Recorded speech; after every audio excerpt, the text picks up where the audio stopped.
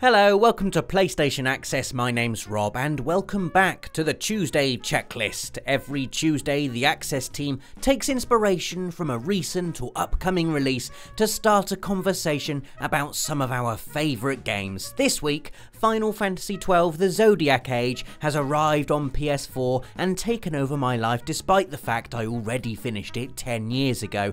So to celebrate, we thought we'd have a chat about games we just can't say no to, no matter how much we've played them. A game I cannot say no to is any Final Fantasy actually, but specifically Final Fantasy XII The Zodiac Age has just come out on PS4. As you all know, I have a young daughter, so I don't get to play games as much as I used to be able to, and so I very rarely finish games now. And I've got like 40 hours on Horizon, still not finished it, about 25 hours on Persona 5, still not finished it. I should be finishing those games, but instead what I'm going to do is I'm going to play a game that I've already finished 10 years ago, because I cannot say no to a new Final Fantasy, even though I've already played it before. But now it's out on PS4, I'm going to play it again. I'm going to ignore Horizon, I'm going to ignore Persona, and I'm going to get stuck into the world of Ivalice again with Final Fantasy XII, because, you know, that's what I love. It's just an adventure I cannot wait to play again, because it reminds me of all those great times, and yeah. I mean, I've still not even started Nier Automata, or Automata. I know people take issue with how I pronounce that. And that's like an amazing game. I know that's an amazing game. Resi 7, I've barely, given that the love it deserves. I'm about halfway through that. All these great games that I should be playing and finishing, and instead I'm just going to go back to something I've already played before. What is it about Final Fantasy, Rob? Is it just the comfort of being good at something, or knowing all stuff? I mean, I'm definitely really good at Final Fantasy games. I platinumed Final Fantasy 15. My aim is to platinum Final Fantasy 12. I know that's going to mean fighting something that has 50 million hit points, but I'm still going to do it. And Final Fantasy 12 is until now it was the only game that from the Final Fantasy series that wasn't playable on either PS3 or PS4. Like all of the old ones that were on PS1 are now available on PS1 Classics. Final Fantasy X has been remastered for PS4. Final Fantasy XIII is on PS3 anyway. And so I've not played this game for 10 years. And so it's going to be like greeting an old friend again and just journeying on this wonderful adventure. And it was quite a departure from Final Fantasy norms when it came out as well. And yeah, I think it was very ahead of its time when it came out. And so I would like to play it again now. And yeah, I think it's just going to feel like a modern game. In fact, I know it is going to, because I've played it quite a lot. As you've seen on the channel, I've done about 5 videos on Final Fantasy XII already. So I already know it just feels really natural coming out now on PS4. It plays beautifully, looks amazing. And how many hours do you think is this going to take? Probably, to platinum, probably about 100, I think. So that's me done for 2017, I think. A game I can't say no to, which is almost scientifically proven, I think, is Rocket League. Me and millions of others have been completely intoxicated by its blend of cars and football. Like, I mean, it shouldn't work. It just shouldn't work at all, I don't think. I mean, it just sounds mad. It sounds like, what have we got? Anyone got any ideas? Anything? I don't know, cars playing football? Yeah, okay, we'll come back to you, Steve. Dan, anything? No, I can't. Cars playing football, that's what we're going with. It just doesn't seem like it should work to me, but somehow it's amazing. Like it just feels incredible to score a goal, to control the ball, flying through the air. That's the other thing as well. Like, I was playing Rocket League for hours before I saw someone who was good at Rocket League, and it blew me away. I was like, oh man, this is what, this game isn't just, there is real skill involved, or there can be if you play it right. I can't say no to it because it feels so good. Like, it's the feeling of, like, even from someone like me who isn't that skillful, you've still got a chance. There's an element of randomness in there that means that even someone who just knows where the go button is still has a chance. They can goal hang. There's no rules about goal hanging. There's no offside. You can hang around there. Maybe you've got a friend. That's the other thing. You play like 2-on-2, 3-on-3 or whatever, and you just play randomly. You don't know who you're going to drop in with. You could end up on the team of the really good guy and bask in their glory, and you can be the one just spamming nice shot, nice shot, nice shot, nice shot.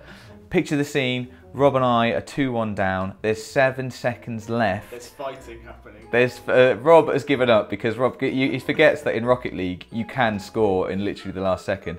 Rob's given up. I give him the quick pep talk that takes 3 seconds. We're down to 4 seconds. We score the equaliser, takes us into overtime, and unexpectedly come from behind to win. I mean, that's not an exceptional game of Rocket League. That could be, you could play that 10 times over and have a similar experience every time. It's so good, and I love it. And I can't say no to it.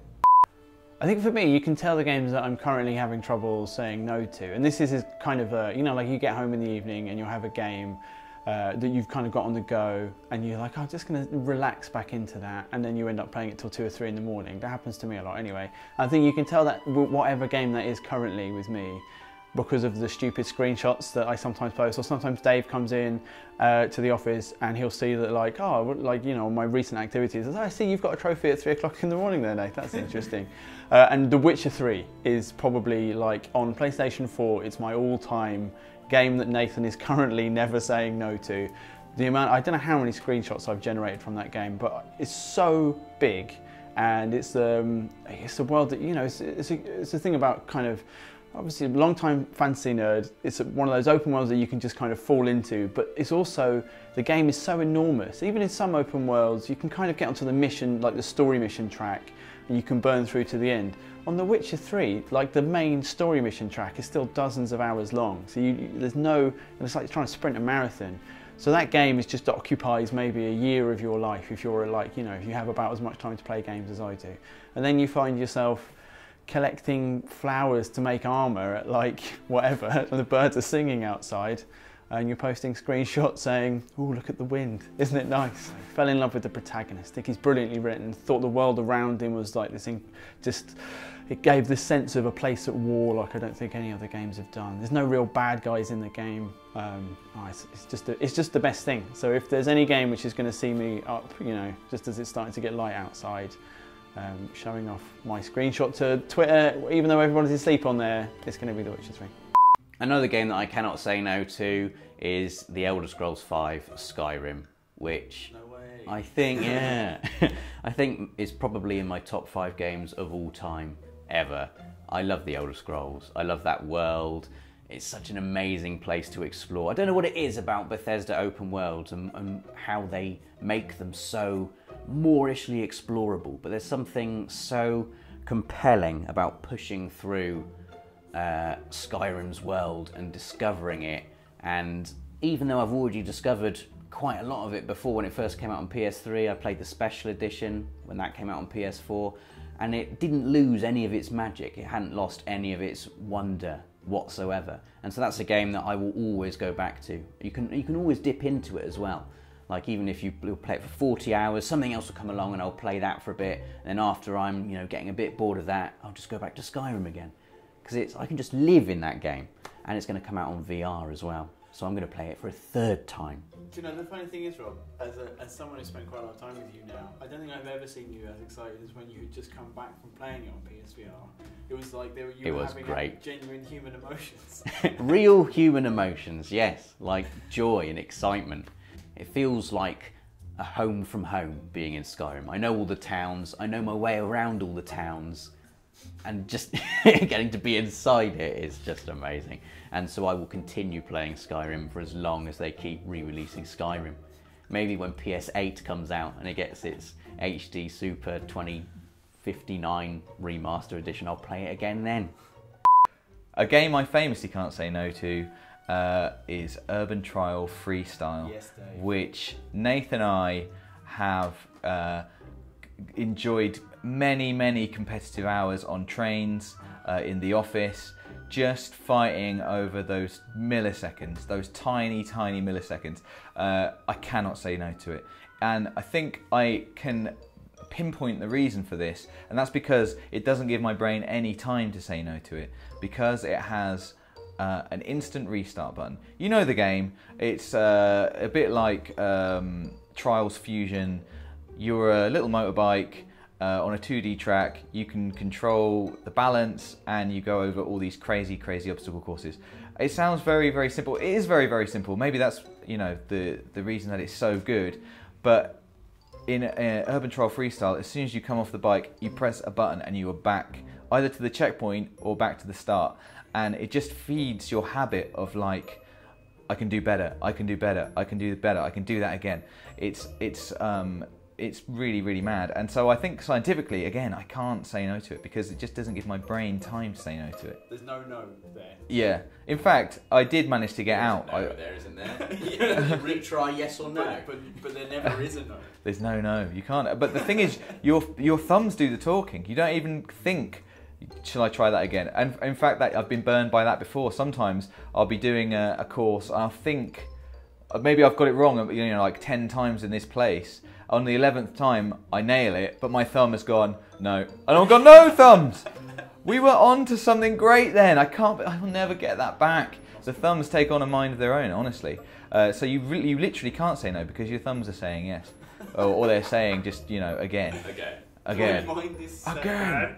My mind says no. Yeah, but my thummies, my thummies are telling me yes. But it's not just other games that destroyed by Urban Trial Freestyle, it's productivity as well. Remember when it first came into the office? We lost an entire day to it. I do. I think Nath and I stayed at work that day until about 8 o'clock at night. Despite Nath having a family and, you know, me being very hungry. We just stayed in the office and played it. Just one more game, just one more go. It's so brilliant. And actually, I did manage to get out for about a year or two until recently. We had to capture some Urban Trial Freestyle. Nath was playing it and that was it, back in. I was back at his desk just like, let's have a go. Let's have a go. I can't say no to it. I can't say no. I think my next game, I'm going to go back. I was thinking about doing, you know, what games genuinely you put in my hands that I just can't turn away from. And it's the original Doom. It's the very first one. And it's because I think, Dave talked a little bit about kind of muscle memory with the old Urban Trial Freestyle. And for me, like with Doom, it's a game I've gone back to over and over again. First played it, you know, well over 20 years ago now. And I know it. I know every inch of the corridors. I know where to go. I know, like, I've got moment to moment, these enemies come out of here, I'm going to take a step back and sidestep this fireball, I'm going to shoot that guy with a shotgun. I know when to switch weapons, I know when I'm going to pick up different items. Like, I've got this strategic plan for every level in the entire kind of 4 episodes of the original Doom. So when it came out in the Doom 3 BFG edition, and I kind of went back to it on PlayStation 3, yeah, it was just like, once I start, I don't know, it's like, this momentum just takes me down this kind of weird nostalgic path, and I just don't want to stop playing it. I remember I got you to capture, I just needed a little bit of it on Nightmare difficulty. Is that what it's called in Doom? That's the hardest one. Yeah. Just capture a little bit of it, please, Nath. And you did that, and I was like, oh, thanks. Yeah. Stop playing it now. Thanks, got it. You got it. It's the danger of capturing good games, though. Yeah, definitely. No, it's that, and I don't know. I feel like there's something about the structure of Doom as well, where the difficulty levels, you know, if you're good at it, you kind of play on ultra-violence. Nightmare is essentially impossible. But then the way that the levels are made, I don't know what it is about it. Once you know them all, it feels like, it feels weird to interrupt it. Like, you know, why would I stop? I just want to keep going. I know I can run through here. I've got my little plan down. I know where all the secrets are. Yeah, it feels weird to be interrupted halfway through it. Could you describe like a little bit of like the first level? Yeah. Yeah, of course, yeah. You start and you're in that kind of room with the pillars and you go forward down some steps, turn left, go up some steps. There's 3 guys in this room. The first one that will see you is right on top next to the armour. You shoot him with a pistol, you run up the stairs. Then you get the shotgun. There's a guy on either side, you below you. Shoot that guy on the right first because there's a switch you need to get on the left. You fall down, knock the switch. Then you go through left, open the door, shotgun guy on your right, normal guy in the little kind of room, and then there's one round the back. So you run. That's enough Doom now. I know, but like, but I can't say. I cannot say no, even when it's just playing it in my head. Yeah. Oh, I really want to go downstairs and play Doom now. You're going to have to. Let's go and play Doom. Okay, name me a game about balancing a motorbike on a 2D track. Not that one. Urban Fryer. Oh, I set I can't believe it. I set myself up. Urban Fryer. Well done, Dave. Thanks everyone, and thank you for watching. Let us know in the comments what games you can't say no to. Do give us a like if you're enjoying the new format. Hit the links on screen to watch some more, and we'll see you next week for another Tuesday checklist.